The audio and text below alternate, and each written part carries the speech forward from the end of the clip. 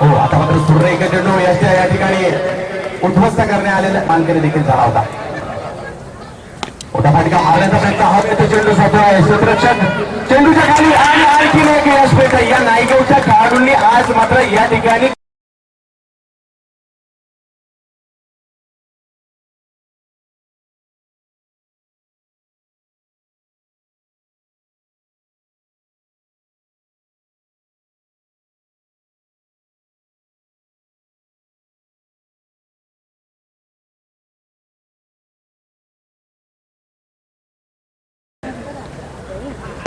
हो, आता मात्र या ठिकाणी हॅट्रिक पासून जरी वंचित राहिले परंतु चांगली गोलंदाजी आकाशच्या माध्यमातून.